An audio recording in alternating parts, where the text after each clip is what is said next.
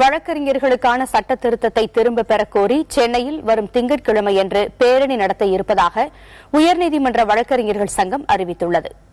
அண்மையில் மேற்கொள்ளப்பட்ட வழக்கறிஞர் சட்ட திருத்தத்தில் நீதிமன்றத்தில் வழக்கறிஞர்கள் ஆவேசத்துடன் புருவத்தை உயர்த்தி பேசக்கூடாது என்பது உள்ளிட்ட பல்வேறு மாற்றங்கள் கொண்டுவரப்பட்டன.